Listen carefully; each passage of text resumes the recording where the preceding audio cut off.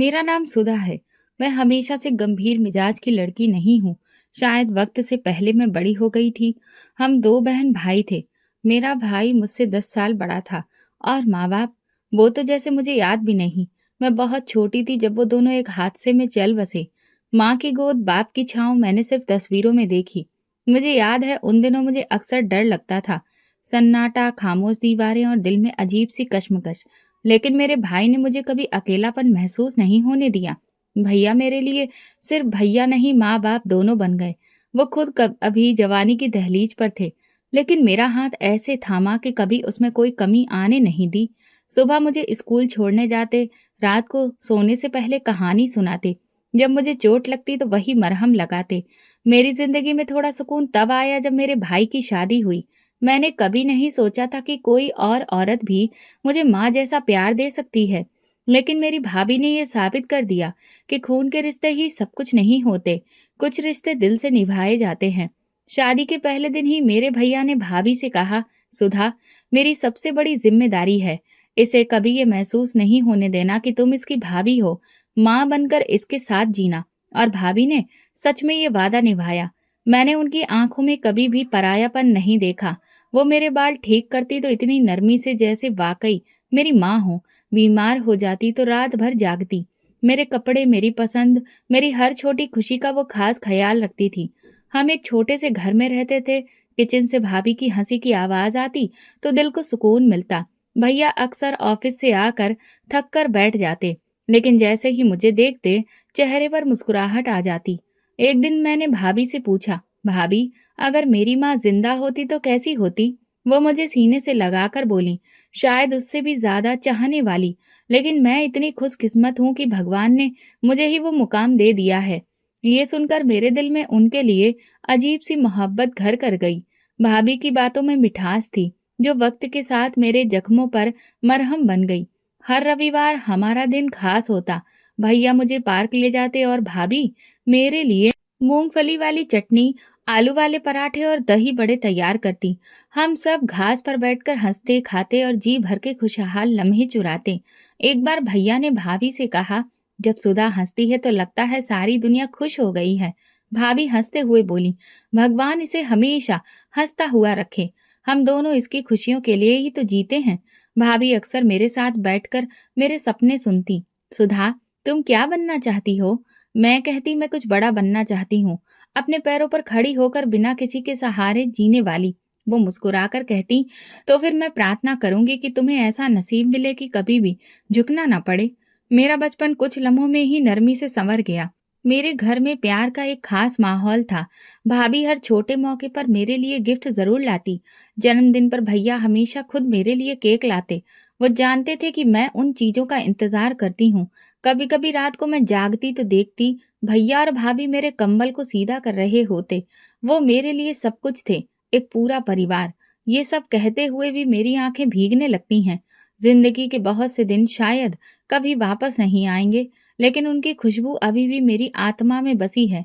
भैया का प्यार, भाभी की गोद, उनकी प्रार्थनाएं, सब कुछ।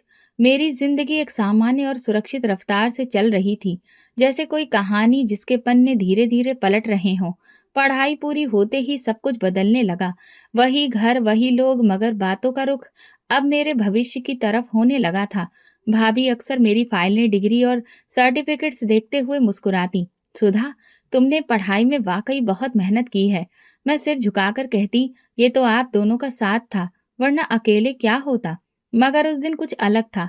दोपहर के वक्त जब सब अपने काम में लगे थे, भाभी मेरे पास आई। हाथ में चाय का कप था।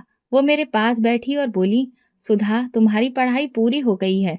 हम चाहते हैं तुम्हारी जिंदगी का अगला कदम भी खुशी से भरा हुआ हो। मैं नजर चुरा गई। मैं समझ तो गई थी कि वो किस बारे में बात कर रही हैं, मगर जानबूझकर मैं अनजान बन गई। कौन सा कदम भाभी? वो हंसते हुए बोली, अब ऐसी भी मासूम मत बनो, शादी की बात कर रही हूँ। मैं चाय का घूंट लेकर बोली, अभी तो मेरी पढ़ाई ही खत्म हुई है, इतनी जल्दी भी क्या है? जल्दी नहीं, वक्त की पहचान है। तुम्हारे भैया भी चाहते हैं कि तुम्हें एक अच्छा जीवन साथी मिले, जो तुम्हें वैसे ही समझे जैसे हमने समझा। मैं चुप हो गई। दिल में अजीब सी कश्मकश थी। शायद हर लड़की उस वक्त से गुजरती है। खुद को एक नए माहौल में रखने का ख्याल, एक नए रिश्ते में बंधने का ख्याल। कुछ डराता है, कुछ दिलचस्प लगता है। कुछ दिन बाद एक शाम भैया के फ़ोन पर किसी का मैसेज आया। भाभी जल्दी से किचन से निकली और भैया के पास बैठ गईं। वो कुछ देर चुप रहे, फिर मेरी तरफ देखा और कहा, सुधा, एक रिश्ता आया है तुम्हारे लिए। तुम्हारी भाभी के ही परिवार से है। इनका एक दूर का कजिन है, अमर। मैंने चौंक कर भाभी को देखने लगी। वो खामोश थी। क्या वो जानते हैं कि मेरा रिश्ता तुम लोग क्यों कर रहे हो? मैंने पूछा। भैया ने नरमी से कहा, जानते हैं। और अमर खुद तुम्हारे बारे में पहले से ही सुनता आया है। पहले तो मुझे अजीब लगा कि कोई मुझे जानता है और मैं उसे नहीं जानती, लेकिन फिर सोचा परिवार के अंदर का रिश्ता है, शायद बात होती रहती हो। 2 दिन बाद अमर अपनी माँ के साथ हमारे घर आया। मैं ऊपर अपने कमरे में थी। दिल की धड़कन तेज हो गई, जैसे कोई एग्जाम का रिजल्ट आने वाला हो। मुझे भाभी बुलाने आई और बोली, बस नीचे आ जाओ, बात हो जाएगी। देखो लोग अच्छे हैं, हमें जल्दी नहीं है, तुम्हारी मर्जी जरूरी है। मैं नीचे गई। अमर सोफे पर बैठा था, ठीक ठाक सा, बहुत ही संजीदा मगर सुकून भरा चेहरा। उसकी आंखों में कॉन्फिडेंस था। उसने मुस्कुराकर मुझे देखा। मैंने नजर झुकाकर मुस्कुराहट में ही जवाब दिया। हमारी मुलाकात बस फॉर्मेलिटी से भरी रही, लेकिन उसके अंदाज में एक शालीनता थी जो मुझे अच्छी लगी। न ज्यादा बोलता था, न हद से कम। बातचीत के बाद वो चला गया। भाभी ने कहा, अमर ने साफ कह दिया है कि उसे सुधा पसंद है। मैंने धीरे से पूछा, वो करता क्या है? एक प्राइवेट कंपनी में इंजीनियर है। सीधी जिंदगी गुजारने वाला लड़का है। अपने काम से काम रखता है। अगले दिन भैया ने मेरी राय पूछी। सुधा, हमें जबरदस्ती नहीं करनी। तुम्हारा क्या फैसला है? तुम राजी हो तो बात आगे बढ़ाएं। मैं कुछ देर चुप रही, फिर धीरे से कहा, हाँ, मुझे वो ठीक लगा। रिश्ता तय हो गया। हमारे घर में खुशी का माहौल हो गया। भाभी ने शादी की तैयारियां शुरू कर दी। वो मेरे साथ बाजार जाती, कपड़े, जेवर, हर चीज में मेरी पसंद का ख्याल रखती। सुधा, तुम्हें बस खुश रहना है। मैं चाहती हूँ कि तुम्हारा घर ऐसा हो जहाँ तुम्हारी हंसी गूंजे। भाभी की ये बात मुझे हमेशा याद रही। अमर से फोन पर कभी कभी बात हो जाती। वो संजीदा और धीरे से बात करता। उसने कभी भी कोई हद पार नहीं की। एक दिन उसने कहा, सुधा, मैं चाहता हूँ कि हम दोनों एक दूसरे के लिए सुकून बने। शादी की तारीख तय हो गई। 6 महीने बाद। उन महीनों में मेरी जिंदगी एक नया मोड़ लेने लगी। सपनों में नए रंग भरने लगे। शादी का दिन था तो सब कुछ सपने जैसा लग रहा था। घर में रोशनी, मेहमानों की चहल पहल और दिल में अजीब सी खुमारी। भाभी मेरे कपड़ों की सिलबटें ठीक करती रही। बार बार कहती, आज तो मेरी गुड़िया लग रही हो। अमर शादी के बाद मेरी तरफ आया तो बस इतना कहा, तुम्हें देखकर लगता है कि किस्मत ने वाकई मुझे बहुत कुछ दे दिया। विदाई के बाद मैं अपने नए घर आई। एक साफ सुथरा फ्लैट, सादगी से सजा हुआ, हर चीज कायदे से। अमर ने दरवाजे पर खड़े होकर कहा, ये घर तुम्हारे कदमों की तरक्की से ही पूरा हुआ है।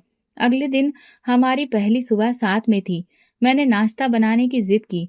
अमर ने पहले तो मना किया, फिर मुस्कुराकर बोला, ठीक है, लेकिन खुद को ज्यादा परेशान मत करना, वरना ये मेरी पहली शिकायत होगी। हम दोनों ने हंसते हुए नाश्ता किया। छोटी छोटी बातों पर वो बहुत खुश हो जाता। जैसे मेरी चाय थोड़ी ज्यादा मीठी बनती तो कहता, तुम्हारी चाय भी तुम्हारी तरह मीठी है।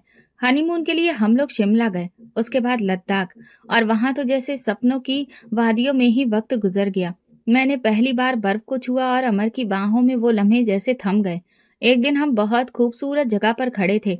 अमर ने मेरी तरफ देखा और बोला, ये सफेद पहाड़ी, खामोशी और तुम, सब कुछ कितना अच्छा है। हमने चाय के स्टॉल पर बैठकर चाय पी और वहां पर जो बच्चे थे उन्हें टॉफियां दी। जिंदगी को पहली बार संपूर्ण महसूस किया।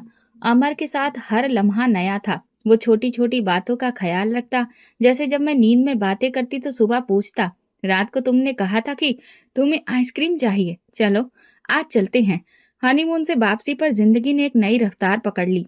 मैं सुबह जल्दी नाश्ता बनाती, अमर ऑफिस जाता और शाम को वापसी पर हम लंबी बातें करते। अमर को किताबें पढ़ने का शौक था। वो अक्सर रात को कुछ पढ़कर मुझे सुनाता। एक दिन वो कुछ गाने सुन रहा था। वो गाना बड़ा ही दर्द से भरा था। मैंने कहा, ये तो बहुत ही दुखी कर देने वाली लाइन है।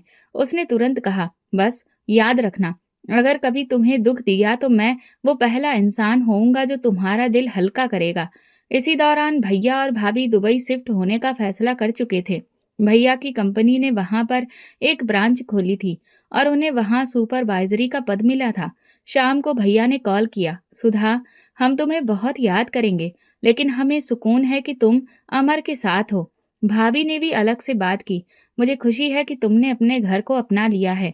अब तुम्हारा मुकाम अमर के साथ है।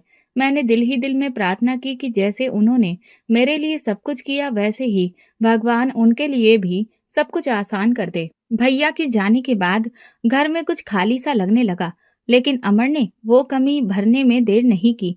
एक शाम मैं किचन में थी, पीछे से आकर उसने मेरी आंखों पर हाथ रखा। बताओ, मैं कौन हूँ? कोई ऐसा जो मुझे चैन से सांस भी नहीं लेने देता। मैंने जवाब दिया, चैन से नहीं, मोहब्बत से। हमारी जिंदगी का हर दिन अलग रंग लाता था। अमर कभी कभी मेरे लिए कुछ गिफ्ट लाता। एक बार वो मेरे लिए एक खूबसूरत हार लेकर आया, जिस पर मेरा नाम बना हुआ था। ये मुझे एक छोटे कारीगर से मिला। तुम्हारा नाम देखा तो लगा जैसे तुम्हारा हिस्सा है। मैंने उसे पहन लिया और कहा, अब इसे नहीं उतारूंगी। बस, फिर वादा करो, मुझे भी कभी दिल से मत निकालना। पहले निकलने का मौका तो दो। वो जोर से हंसा और मैंने पहली बार सोचा कि क्या हर औरत को इतनी आसानी से मोहब्बत नसीब हो जाती है। मैं नहीं जानती थी कि किस्मत मेरे लिए कौन सा पन्ना पलट कर रखे बैठी है। उस वक्त बस इतना पता था कि अमर वो इंसान है जिसने मुझे फिर से जीना सिखाया। जिंदगी अपने खूबसूरत रंगों में बह रही थी। सुबह की चाय, शाम की बातें, रात के किस्से। हमारी नई शादी को 6 महीने होने को आए थे और अमर के साथ हर दिन एक नया अनुभव था। वो जिंदगी को सादगी में जीने वाला इंसान था, लेकिन उन दिनों मेरे शरीर और व्यवहार में एक अजीब सा बदलाव आ रहा था। थकान, चक्कर और किसी भी चीज में दिल नहीं लगता। पहले तो मैंने मामूली बात समझकर नजरअंदाज किया, लेकिन जब लगातार तबीयत खराब रहने लगी तो अमर ने गंभीरता से कहा, कल डॉक्टर के पास चलते हैं। अब कोई लापरवाही नहीं, सुधा। अगले दिन हम पास के क्लिनिक गए। डॉक्टर ने चेकअप किया और मुस्कुराकर कहा, कॉन्ग्रेचुलेशंस, आप माँ बनने वाली हैं।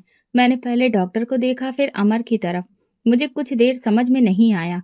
फिर वो अपनी कुर्सी से उठकर मेरे पास आया और मेरे माथे पर चुंबन देकर बोला, ये मेरी जिंदगी की सबसे बड़ी खुशखबरी है, सुधा। हम चुपचाप घर वापस आए। रास्ते में वो बार बार कहता रहा, बेटा हो या बेटी, मैं चाहता हूँ वो बस तुम पर जाए, तुम्हारे जैसी हो। उस दिन के बाद हमारी बातें और ज्यादा बदल गईं। घर के कमरे में छोटे छोटे बच्चों के खिलौने और बहुत सारी चीजें खरीदने के बारे में सोचने लगे। अमर रात को नेट पर बच्चों के नाम सर्च करता और रोज नया नाम लेकर पूछता, सुधा, ये नाम कैसा है?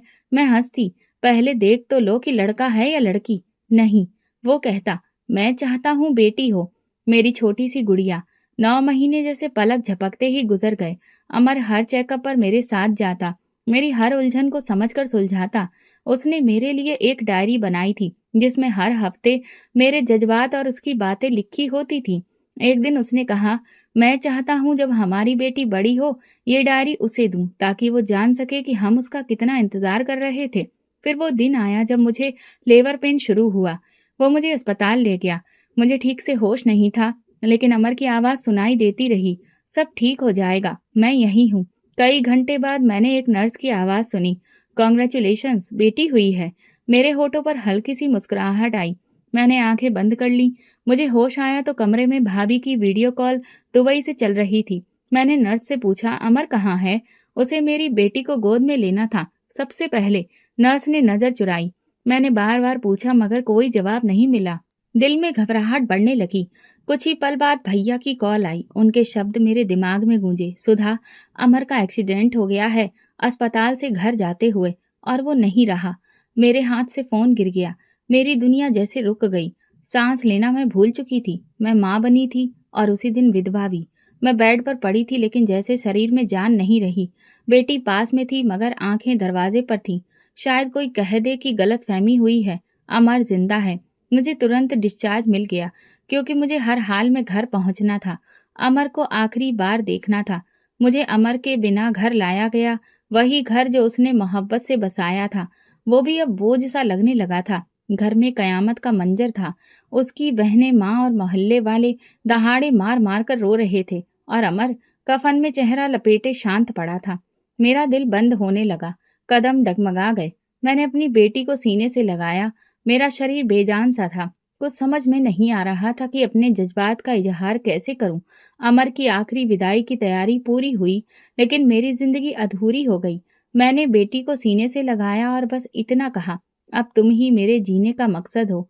पहले दिन मैंने बेटी को दूध पिलाने की कोशिश की, लेकिन मेरा हाथ कांप रहा था। एक लम्हे को उसे गोद में लेने से भी घबरा रही थी। लेकिन फिर भाभी की आवाज फोन पर सुनाई दी, सुधा, अगर तुमने हिम्मत नहीं की तो अमर की यादें भी तुम्हें अकेला कर जाएंगी। मैंने बेटी को सीने से लगाया।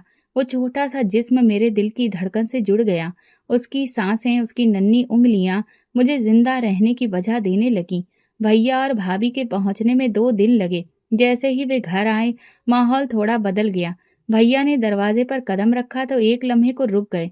उनकी आंखें आंगन की दीवारों पर टिकी रहीं, जैसे अमर को ढूंढ रहे हों।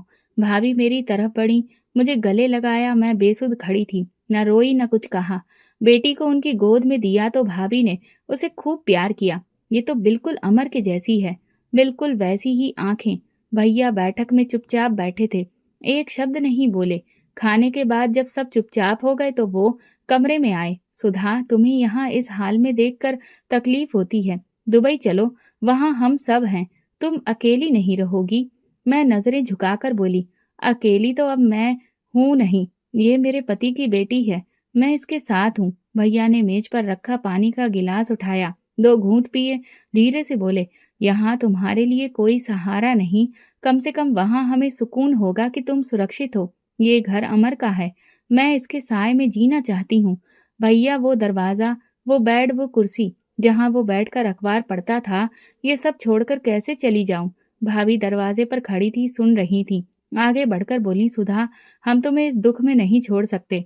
अमर की यादें तुम्हारे दिल में हैं, वो कहीं भी साथ होंगी। मैंने उनकी तरफ देखा, फिर बेटी की तरफ। ये जगह सिर्फ यादें नहीं, ये मेरे रिश्ते की गवाही है। मेरी बेटी को उसके बाप का घर चाहिए। भैया ने थोड़ा गुस्से से कहा, तुम जिद कर रही हो, हम तुम्हारी भलाई के लिए कह रहे हैं। अगर जिद नहीं करती तो आज शायद जिंदगी की ये कैद सही लगती। मेरी आवाज सख्त थी, लेकिन मैं रो नहीं रही थी। भाभी ने भैया का हाथ पकड़ा, जबरदस्ती नहीं करेंगे, जब दिल चाहे तो दरवाजा खुला है। अगले दिन भैया ने घर की चीजों को ध्यान से देखना शुरू किया, जैसे कुछ सोच रहे हों।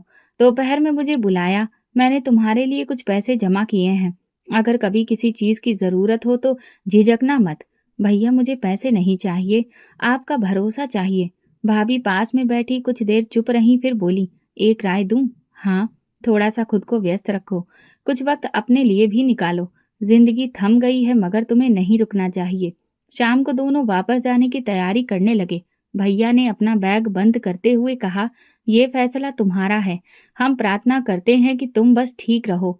भाभी ने मुझे गले लगाया, तुम बहुत बहादुर हो सुधा, लेकिन कभी बहादुरी से थक जाओ तो हमें जरूर याद करना। भैया भाभी की वापसी के बाद घर का माहौल जैसे फिर बदल गया। अमर के जाने के बाद अगर किसी चीज में सबसे ज्यादा बदलाव आया था तो वो मेरी सास का व्यवहार था। पहले वो मुझे बेटी कहकर बुलाती थी, हर काम में मेरा हाथ बटाती थी और मेरे लिए आशीर्वाद देती थी, मगर अब उनके चेहरे की लकीरें बदल गई थी। नजरों में ठंडक की जगह अजनबीपन आ गया था। मैं विधवा हो गई थी तो उन्होंने मेरे कमरे का दरवाजा बाहर से बंद रखने की हिदायत दी। बोली, अब तुम अंदर ही रहोगी, विधवा औरतें ऐसे ही रहती हैं। मेरे दिल में सवाल उठा, क्या विधवा होना सिर्फ दुख का नाम है या फिर सजा का? लेकिन मैं चुप रही। मेरे पास मेरी बेटी थी, बस उसी का सहारा था। मैं दिन रात एक ही कमरे में, 4 दीवारी में जिंदगी गुजारने लगी। मेरी जेठानी मीनाक्षी अक्सर मेरे कमरे के दरवाजे पर आकर हल्की आवाज में पूछती, कुछ चाहिए तो बताओ सुधा। दीदी, मैं कहती, सब कुछ है, पर सच ये था कि अंदर से बहुत कुछ टूट चुका था। एक दिन सास कमरे में आई, सख्त लहजे में बोली, विधवा हो चुकी हो, अब हंसी खुशी और रंग बिरंगे ख्यालों का वक्त नहीं रहा। मैंने सर झुकाकर कहा, माँ जी आप जैसा कहें। फिर वो मेरी बेटी को देखकर कुछ देर चुप रही और ठंडी सांस लेकर कमरे से निकल गई। मीनाक्षी मेरी असली मददगार बनी। कभी दरवाजे के नीचे दूध का गिलास रख देती, कभी बेटी के लिए झूला बंधवा देती। एक दिन जब मैं बीमार पड़ गई तो रात के वक्त चुपके से मेरे कमरे में आई, सर पर ठंडी पट्टियां रखी और बोली, मैं जानती हूँ तुम्हारे साथ क्या हो रहा है, लेकिन तुम अकेली नहीं हो। मुझे कभी कभी लगता है जैसे मैं कैदी हूँ, बस गिनती के दिन बाकी हैं यहाँ। मैंने पहली बार अपने दिल की बात कही। ये वक्त गुजर जाएगा सुधा। तुम जैसी लड़कियां कमजोर नहीं होती, बस खामोश होती हैं। उसने मेरा हाथ थामा और उसकी आंखों में हिम्मत थी। ये दिन जैसे पत्थर की तरह हो गए थे। हर दिन भजन, हर रात लंबी। घर के किसी काम में हाथ भी नहीं लगाने दिया जाता, लेकिन ताने और नजरों की तो अब रोज की आदत बन चुकी थी। मेरी ननद अक्सर बाहर से आकर दरवाजे के करीब बातें करती। कितने दिन हो गए इस कमरे में बंद, शायद यही किस्मत है इसकी। एक दिन मीनाक्षी ने मेरे लिए सब्जी की छोटी सी प्लेट भेजी। साथ में किसी ने देख लिया तो फौरन मेरी तरफ आकर सास बोली, तूने अपनी सेवा के लिए भी किसी को मना लिया है? अब रंग दिखाने शुरू हो गए हैं। मैंने कुछ नहीं कहा, बस बेटी को गोद में उठाकर एक तरफ हो गई। मीनाक्षी ने बाद में कहा, मैं उलझना नहीं चाहती, मैं सिर्फ ये चाहती हूँ कि तुम खुद को अकेला ना समझो। इस दौरान एक और बात हुई। घर में काम करने वाली नौकरानी को अचानक हटा दिया गया। कहने लगी, अब घर में कोई खास काम नहीं है, सब काम अब तुम करोगी। कमरे में सब कुछ धोना, बच्चों के कपड़े समेटना, ये सब बाहर का काम नहीं है।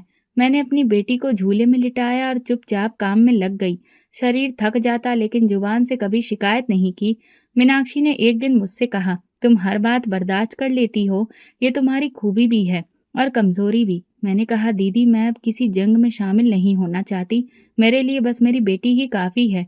मुझे हर दिन बहुत कुछ सुनना पड़ता है, कभी मोहल्ले में ये बात होती तो कभी कोई और ताना, लेकिन नसीब का क्या कहें। बेटा गया और उसके बाद ये लड़की, बस हमारे सिर पर बोझ है। मेरे अंदर एक बार फिर से दरार पड़ने लगी, लेकिन मैंने सब कुछ अपने सीने में दफन कर लिया। फिर एक दिन मीनाक्षी मेरे कमरे में आई। उसके हाथ में एक नया सफेद दुपट्टा था। ये लो, अब कल से तुम्हें वैसे भी सारे घर का काम करना है। भगवान तुम्हारी जिंदगी आसान करे। मैंने कहा, दीदी मुझे आप जैसा कोई नहीं मिलता तो शायद मैं टूट जाती। अगली सुबह जब मैं कमरे से बाहर आई तो सबसे पहले भगवान की पूजा की। मेरी आंखों से आंसू नहीं निकले, लेकिन दिल में जैसे कोई पत्थर उतर गया हो। मीनाक्षी ने मुझे गले लगाकर कहा, अब तुम्हें नई जिंदगी शुरू करनी है, सीधी। लेकिन मैं जानती थी कि नई जिंदगी सिर्फ ऐसे ही शुरू नहीं होती। ये अब एक बहुत कठिन सफर की शुरुआत थी, जहां सवाल और जवाब दोनों मेरे हिस्से के थे। मैं सास के सामने जाकर बोली, माँ जी, आपके कहने पर मैंने सब कुछ किया है। अब अगर आप इजाजत दे तो कुछ देर के लिए मैं आंगन में बैठ जाया करूं। उन्होंने मुझे ऊपर से नीचे तक देखा, फिर ठंडे लहजे में बोली, अभी वक्त नहीं आया है तुम्हारे लिए खुली हवा में सांस लेने का। कुछ तो शर्म करो, अभी तुम्हारे विधवा हुए दिन ही कितने हुए हैं। मैं नजरें झुकाकर वापस अपने कमरे में चली गई और बेटी को गोद में ले लिया। अगले दिन सुबह नाश्ते के बाद सास ने काम वाली को दरवाजे पर रोक दिया। अब तुम्हें भी आने की जरूरत नहीं है, जिसके लिए तुम आई थी अब वो खुद सब कुछ संभाल सकती है। उसने हैरानी से मेरी तरफ देखा। मैंने सर हिलाया। वो चुपचाप वापस चली गई। रसोई, बर्तन, कपड़े, झाड़ू, बेटी का ख्याल, सब कुछ एक साथ मेरे सिर पर आ गया। नाश्ता बनाते हुए चूल्हे की आंच तेज हो गई, हाथ जल गया। मैंने हल्की आवाज निकाली तो सास किचन में आ गई। अभी तो काम शुरू हुआ है, इतनी जल्दी नौटंकी शुरू कर दी? विधवा हो गई हो, अब यही जिंदगी है तुम्हारी।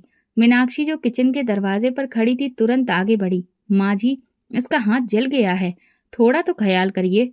सास ने उसे घूर कर देखा। तू ही तो है जिसने इसके नखरे पाल रखे हैं। पहले पति ने सिर पर चढ़ाया था, अब तू चढ़ा रही है। मीनाक्षी खामोश हो गई।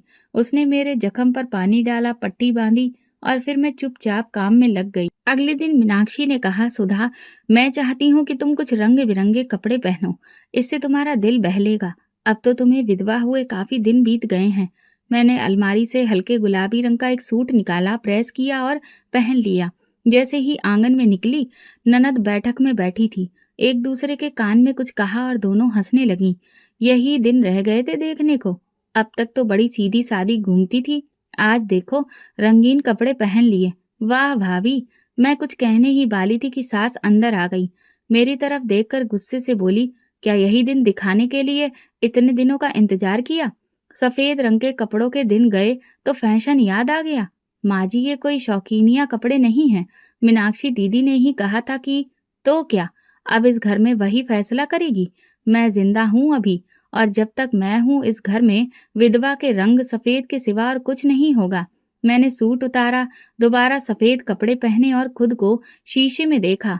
वही चेहरा, वही आँखें, मगर जैसे रोशनी बुझ गई हो। शाम को मीनाक्षी मेरे पास आई। माफ़ करना, मेरी राय तुम्हारे लिए परेशानी बन गई। दीदी, शायद ये घर मुझे एक ही रंग में देखना चाहता है। दिन गुजरते गए और कामों का बोझ बढ़ता गया। सुबह की चाय से लेकर रात के बर्तनों तक हर काम मेरी जिम्मेदारी बन गया। बेटी को गोद में लेकर फर्श से साफ करती, कभी उसे लिटाती, कभी रोटी सेकने के दौरान उसे झूले में हिलाना पड़ता। एक दिन खाना बनाते हुए आटा खत्म हो गया। मैंने ननद से कहा, जरा दुकान से आटा ले आओगी? बेटी को मैं अकेले नहीं छोड़ सकती। अच्छा, तो हम तुम्हारे नौकर हो गए हैं? उसने ताना देते हुए कहा। अभी तो कुछ महीने ही हुए हैं पति के मरने के, और हुक्म चलाने लगी हो? मैंने कोई हुक्म नहीं दिया, बस कहा था, तू अपनी हैसियत समझ ले। विधवा हो गई है और विधवा औरतें जुबान नहीं चलाती। सास किचन में आई। अब तो इस घर में रहना है तो जुबान बंद रखनी होगी और हर काम खुद करना होगा। जिसका पति नहीं रहता उसका सहारा सिर्फ काम होता है। मैंने आटे की थैली उठाई और खुद ही दुकान की तरफ निकल गई। रास्ते में एक पुरानी पड़ोसन मिल गई। कहने लगी, तुम खुद आटा लेने आई हो? बच्ची को कौन देख रहा है? घर में सब लोग हैं। मैंने जवाब दिया और जल्दी वापस निकल ली। उस रात मीनाक्षी ने मुझे खाने पर बुलाया। बच्चों के साथ बैठी तो लगा जैसे कुछ लम्हे आसान हो गए हैं। उसने कहा, तुम्हें थोड़ा वक्त अपने लिए भी निकालना चाहिए। समय तो बचता ही नहीं है दीदी। सारा दिन काम और बेटी की जिम्मेदारी। कम से कम रोज 10 मिनट मेरे साथ चाय ही पी लिया करो। बस इतना वादा करो। मैंने सिर हिलाया। उसी रात पहली बार मुझे नींद आई। दूसरी सुबह फिर वही रूटीन, लेकिन अब मन में मीनाक्षी दीदी का वादा था। सास के ताने, ननद की जहर भरी नजर, सब कुछ जस का तस। फिर भी मैं हर रात उसे 10 मिनट की चाय का इंतजार करती। एक दिन बेटी को गोद में लिए सोच रही थी, अगर ये सब मेरे साथ हो सकता है तो कल किसी और के साथ भी हो सकता है। मुझे कुछ बदलना होगा। मगर वो सोच अभी कच्ची थी और मेरा हौसला मुझे खामोश रहने पर मजबूर कर रहा था। मैं सिर्फ सह रही थी, झेल रही थी और अपनी बेटी की आंखों में वो रोशनी तलाश रही थी जो कभी मेरे चेहरे पर थी। उसी दिन सुबह से मौसम भारी था। बादल आसमान पर थे, हवा में नमी थी। मैंने अपने काम निपटाना शुरू किया। बच्चों की यूनिफॉर्म प्रेस की, नाश्ता तैयार किया और फिर बेटी को झूले में लिटा दिया। सास जल्दी उठ गई। ननद भी कॉलेज की तैयारियों में थी। वैसे 3 कपड़ों की 2 बड़ी बाल्टियां जमा हो चुकी थीं और मीनाक्षी दीदी अभी सो रही थी। आम दिनों में कपड़े धोने के बाद फैलाने का काम वही संभालती थी, क्योंकि मैं छत पर नहीं जाती थी। लेकिन आज सास ने मुझे आवाज दी, कपड़े उठा और ऊपर फैला। मीनाक्षी को परेशान मत कर, वो सोती रहेगी तो ठीक है। माँ जी, मैं छत पर नहीं जाती, आपको पता है आसपास की छतें। उन्होंने बीच में बात काटते हुए कहा, चुप कर जा, ज्यादा महारानी बनने की अपनी आदत खत्म कर दे। विधवा हो गई है, अब यही काम करने हैं तुझे। मैंने बेटी को झूले में लिटाया, कपड़े संभाले और फिर धीरे धीरे सीढ़ियां चढ़ने लगी। दिल में अजीब सी बेचैनी थी, लेकिन कोई रास्ता नहीं था। छत पर पहुंची तो बादल और ज्यादा गहरे हो चुके थे। मैं जल्दी जल्दी कपड़े तार पर डालने लगी। जब आखिरी चादर फैला रही थी तो अचानक से ठंडी हवा का झोंका आया और फिर बारिश जोर से शुरू हो गई, जैसे कि आसमान फट पड़ा हो। मैं कपड़े समेटने लगी, कपड़े बारिश में भीगने लगे। मेरा दुपट्टा भी पानी से भर गया। जैसे ही मैंने आखिरी सलवार तार से उतारी, मेरी नज़र सामने कमरे के दरवाजे पर पड़ी। वहीं कबीर भाई खड़े थे, छत के कमरे में मेरी तरफ घूरते हुए। उनकी आंखों में जो कुछ था वो नज़र बर्दाश्त करनी मुश्किल थी। वो मुस्कुरा रहे थे, वही मुस्कान जो इंसान की रूह में जहर घोल दे। मैंने फौरन नजरें नीचे कर लीं, कपड़े उठाए और दुपट्टा संभालते हुए भागती हुई नीचे आ गई। सीढ़ियां उतरते ही सास सामने आ गई। क्या हुआ है? ऐसे क्यों भाग रही हो? कपड़े किधर हैं? बारिश आ गई है माँ जी।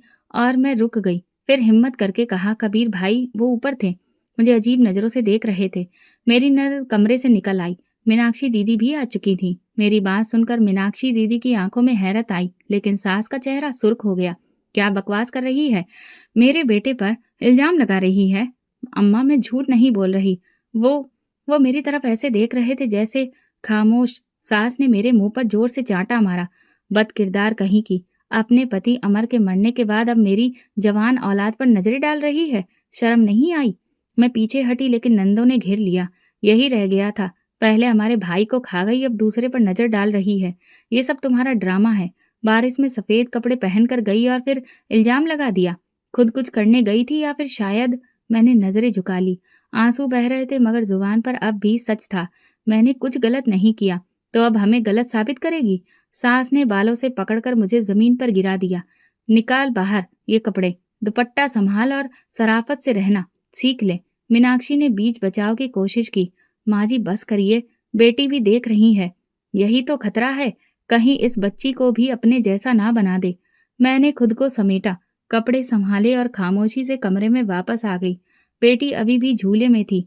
उसकी आंखों में नींद थी लेकिन माहौल का शोर उसे डरा चुका था।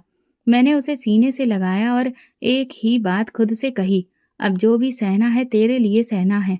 बंद कमरे में मेरा दिल धड़क रहा था। कभी कभी पर्दे हिलते तो लगता कबीर फिर न आ जाए। मैंने अंदर से कुंडी लगा ली। रात को खाने के वक्त नहीं गई। सास ने दरवाजा पीटा, नीचे आ, भूखी रह गई तो हमें ना कहना, और काम कल भी सारे तेरे ही हैं। मैंने जवाब नहीं दिया, सिर्फ बेटी के हाथ थामे रही। वो मेरी ढाल थी, मेरी गवाही थी। उस रात जब सब सो गए तो सोचने लगी, मुझे सच बोलने का ये सिला क्यों मिला? जो नज़र मुझ पर पड़ी, जो इल्ज़ाम मेरे नाम पर लगा, ये कैसा इंसाफ है? दरवाजे पर एक बार फिर हल्की सी दस्तक हुई। मैं कांप गई, मगर इस बार दरवाज़ा नहीं खोला। सिर्फ दिल ही दिल में कहा, मेरी बेटी को इस घर की नज़रों से बचा लेना, बस इतना काफ़ी है। उस रात मेरे कमरे की कुंडी बंद थी, मगर दिल बेचैन। बार बार उठकर दरवाज़ा चेक करती, फिर बेटी के पास बैठ जाती। बाहर खामोशी का राज था, लेकिन अंदर दिल में शोर था। रात के 3 बजे का वक्त था, वही वक्त जब मैं अक्सर बेटी को दूध देने के लिए उठती थी। एक आदत पड़ चुकी थी, बेटी सो रही थी, दूध आज लेने नहीं गई थी। कमरे का हल्का सा कोना रोशन किया और सोचने लगी। तभी दरवाजे की कुंडी हिलने लगी। दिल जैसे हलक में आ गया। मैं खामोश रही, मगर अगले ही लम्हे कुंडी खुलने की आवाज आई। किसी ने आहिस्ता से दरवाजा खोला। वो कबीर था। वो बिना कुछ कहे अंदर आ गया। मैंने सोने का नाटक जारी रखा। उसने दरवाजा बंद किया और मेरी तरफ आया। मेरे करीब आकर बैठते हुए उसने कहा, जाग रही हो तो थोड़ा सा वक्त दे दो, अब तुम भाभी नहीं लगती। मैं फौरन खड़ी हो गई। आपको शर्म नहीं आती? ये वक्त है किसी के कमरे में आने का, और वो भी एक विधवा औरत के। अमर मर चुका है सुधा, और तुम अब अकेली हो। तुम्हें किसी सहारे की जरूरत है। मैं तुम्हारे करीब आना चाहता हूँ। आप मेरे पति के भाई हैं। ये क्या बकवास है? मैंने पीछे हटते हुए कहा, रिश्ते अब सिर्फ कागज पर रह गए हैं। दिल की बात सुनो, जल्दी बाहर निकल जाइए मेरे कमरे से। मैंने दरवाजे की तरफ इशारा किया, मगर वो वहीं बैठा रहा। अगर शोर मचाया तो सब यही समझेंगे कि तुमने खुद बुलाया है। सच तो कोई मानेगा नहीं। मैंने पानी से भरे जग को उठाया और उसकी तरफ फेंका। उसने मेरी कलाई पकड़ने की कोशिश की। मैंने जोर से झटका दिया और चीख मारी, अम्मा, दीदी, दरवाज़ा खोलो कोई। अचानक कबीर के चेहरे पर अजीब सा तनाव आ गया। उसने माथे पर हाथ रखा और फिर लड़खड़ाते हुए एक तरफ गिरने लगा। उसकी चीख गूंजी और साथ ही बाहर शोर मच गया। मीनाक्षी सबसे पहले कमरे में आई, फिर नंदे और सास। मैं दरवाजे के पास बैठी कांप रही थी। कबीर फर्श पर गिर पड़ा था। उसकी आंखें फटी हुई थीं, मुंह से झाग निकल रहा था। ये क्या किया तुमने मेरे बेटे के साथ? सास चीखने लगी। मैंने कुछ नहीं किया, वो खुद आया था। मेरी आवाज रुंध गई। झूठी, तेरे जैसे किरदार की औरतों पर भरोसा नहीं किया जा सकता। मीनाक्षी ने कबीर को देखा और फौरन कहा, इसे अस्पताल ले चलो, शायद हार्ट अटैक हो रहा है। भाइयों ने कबीर को उठाया और मगर उसकी एक टांग और एक बाजू बेजान हो चुके थे। उसकी जुबान लड़खड़ा रही थी। अस्पताल में डॉक्टर ने जब चेकअप किया और कहा, पैरालिसिस का अटैक है, दिमाग का एक साइड ब्रेन हैमरेज हो चुका है, बोलने की ताकत खत्म हो गई है और जिस्म का एक हिस्सा अपाहिज हो चुका है। मीनाक्षी ने सास को संभाला, जो अब भी हिचकियां ले रही थी। मेरा बेटा, ये सब उसकी चाल थी। वही सुधा। मैं अस्पताल नहीं गई। मैं अपने कमरे में बंद रही बेटी के साथ। 2 दिन बाद कबीर घर आया, व्हील चेयर पर। उसकी आंखों में वही गुरूर था, मगर अब बेबसी भी।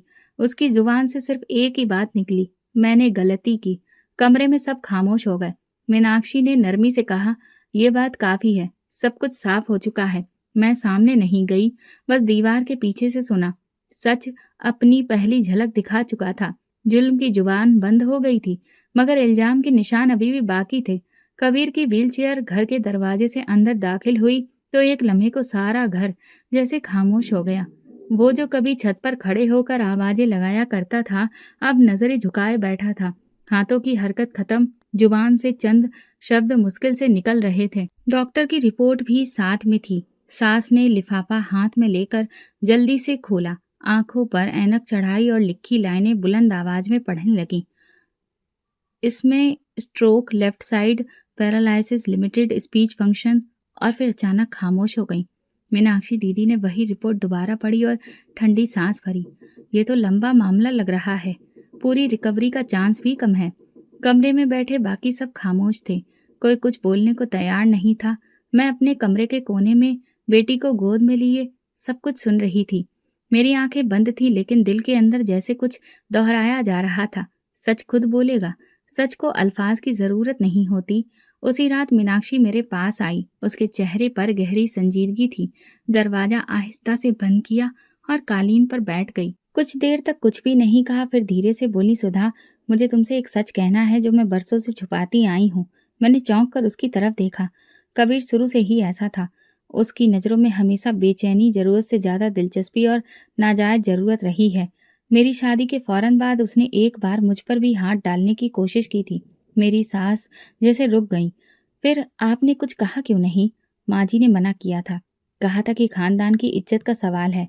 उस वक्त मैं खामोश हो गई, फिर बच्चे हो गए और फिर खामोशी ही आदत बन गई। और अब खामोशी टूट गई है, क्योंकि वो हद पार कर चुका है।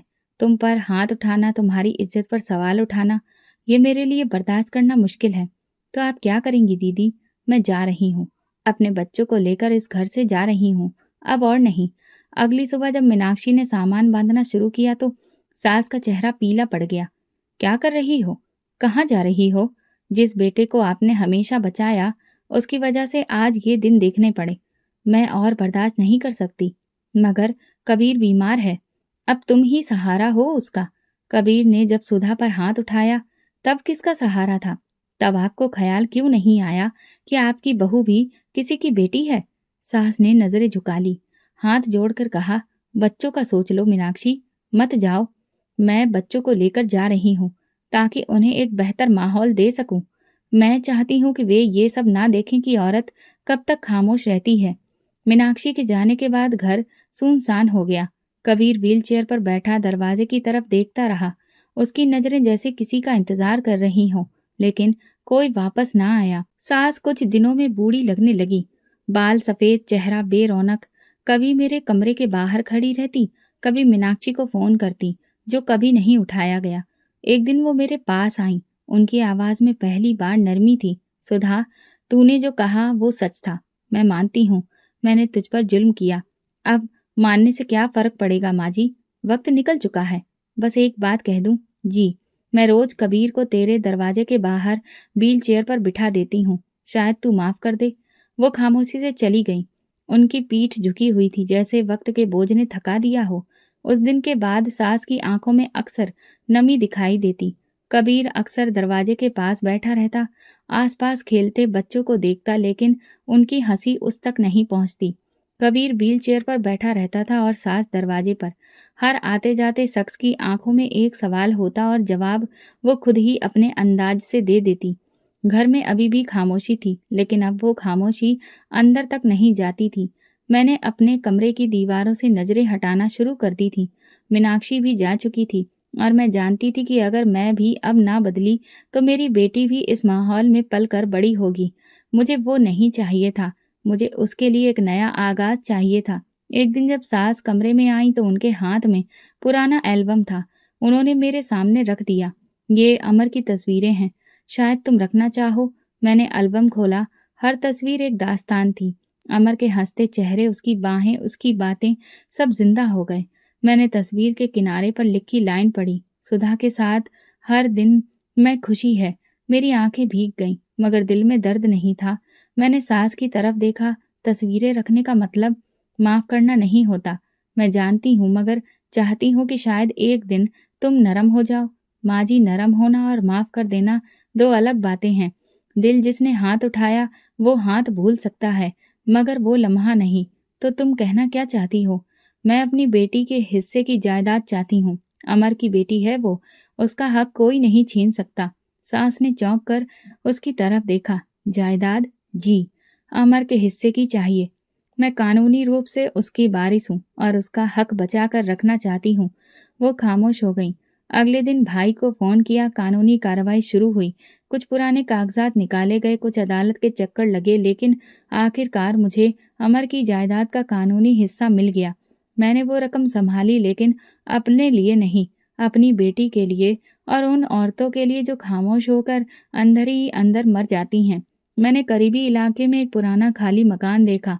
वो जगह कच्ची जरूर थी, लेकिन मेरी नज़र में वो एक नई शुरुआत थी, जिस पर नई जिंदगी शुरू करनी थी। मैंने वहाँ एक कोचिंग शुरू करने का इरादा किया, जहाँ विधवा औरतें, बेसहारा बच्चियाँ पढ़ सकें, खुद को संवार सकें, जीने की वजह पा सकें।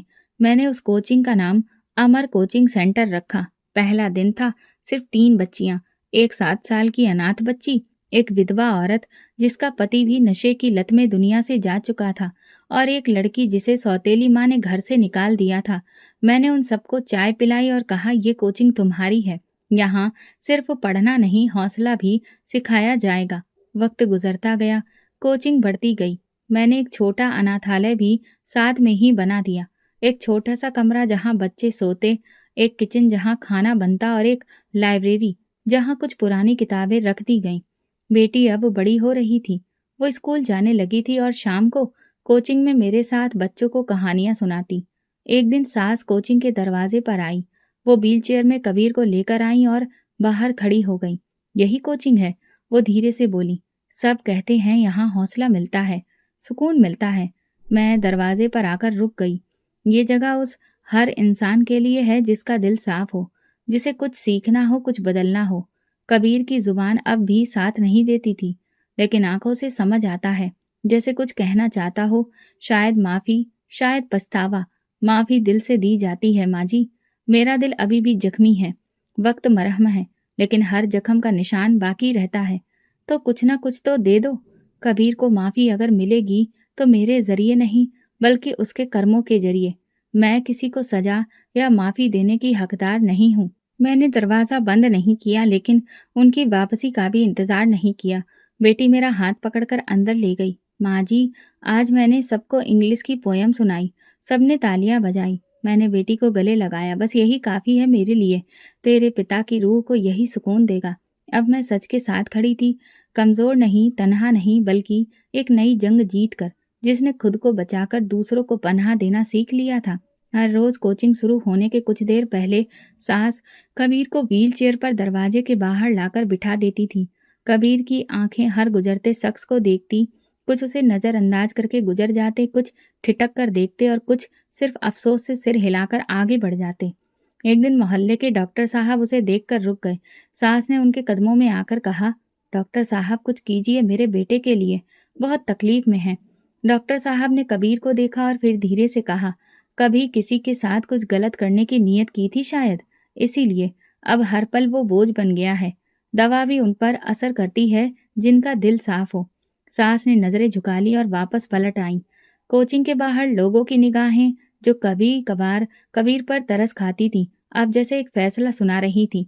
कोचिंग में अब 7 बच्चियां, 4 औरतें और 2 अनाथ लड़के पढ़ रहे थे। मेरे लिए वही मेरी दुनिया थी। बेटी अब छठी क्लास में थी। वह अक्सर मेरे पास आकर कहती, माँ, कल मैं कहानी सुनाऊंगी ना, सबके सामने। आप मेरी आवाज़ सुनेंगी ना? हर दिन सुनूंगी। जब तक ये कोचिंग है, मेरी बेटी की आवाज़ उसकी दीवारों में गूंजती रहेगी। हफ्ते का दिन था। दोपहर के वक्त बेटी मेरे साथ खेल रही थी। धूप मध्यम थी। मैंने एक नया पौधा लगाया था और वो हर रोज उस पर पानी डालती थी। उस दिन वो रुककर बोली, माँ, क्या ये पौधा बड़ा होगा? हाँ बिल्कुल, जैसे तुम बड़ी हो रही हो। दोनों में फर्क सिर्फ वक्त का है। नियत एक जैसी है, बढ़ना, छाया देना। उसी शाम एक औरत आई, चादर में लिपटी, आंखों में थकान। उसने दरवाजे पर आकर कहा, क्या विधवा को भी यहाँ पनाह मिलती है? ये जगह उन सबके लिए है जिनके पास इज्जत है, मगर सिर छुपाने की जगह नहीं। मैंने उसे अंदर बिठाया, पानी दिया और उसे खाली कमरा दिखाया। ये जगह तुम्हारी है, जब तक तुम चाहो और तुम्हारा दिल कहे। वो औरत थोड़ा सा रोई, फिर खामोश हो गई। मुझे उसकी आंखों में वही खालीपन नजर आया जो कभी मेरी आंखों में था। बेटी मेरे पास आई, मेरे गले में बाहें डाली। माँ, कितनी नेक दिल है। नहीं, मैं सिर्फ मदद करती हूँ। एक सुबह डॉक्टर साहब आए, उनके हाथ में एक पुराना रजिस्टर था। ये स्कूल का रिकॉर्ड है। हमें एक नई जगह की ज़रूरत है जहाँ बच्चों को पढ़ाया जा सके। हम चाहते हैं आपकी कोचिंग स्कूल में शामिल हो जाए। मैंने हैरत से उनकी तरफ देखा। ये इज्जत आप मुझे दे रहे हैं? ये इज्जत आपने कमाई है। सुधा बेटी, हमने देखा है कि तुमने दूसरों की मदद की है। मैंने खामोशी से रजिस्टर लिया, दस्तखत किए और दिल में बस यही सोचा कि शायद अमर कहीं आसमान में बैठा मुस्कुरा रहा हो। उसी शाम कोचिंग के दरवाजे पर कबीर बैठा था। वही व्हीलचेयर, वही खाली नजरें। एक छोटा बच्चा उसके करीब आया, कुछ देर उसे देखता रहा, फिर अपनी माँ का हाथ पकड़कर बोला, माँ, ये वही हैं जिनके बारे में सब कहते हैं ना कि इनकी आंखें बुरी थीं। माँ ने बेटे को खींचा और कहा, ऐसा मत कहा करो बेटे, लेकिन हाँ, आंखों से नीयत का अंदाजा हो जाता है। कबीर ने नजरें झुका ली और आंखों से दो मोटे आंसू निकलकर चेहरे पर बह गए। मैंने कोचिंग की छत पर खड़े होकर वो मंजर देखा। मेरी बेटी मेरे साथ खड़ी थी। मैंने उसे गले लगाया और सोचा, बुरे कर्मों का फल बुरा ही होता है। तो दोस्तों, आपको कैसी लगी हमारी आज की कहानी? अपनी राय कमेंट बॉक्स में ज़रूर भेजें। और अगर आपको हमारी वीडियो पसंद आई हो तो हमारे चैनल को सब्सक्राइब करिए, वीडियो को लाइक करिए और बेल आइकन प्रेस कर दीजिए ताकि हर नई आने वाली वीडियो का नोटिफिकेशन आपको मिल सके। धन्यवाद।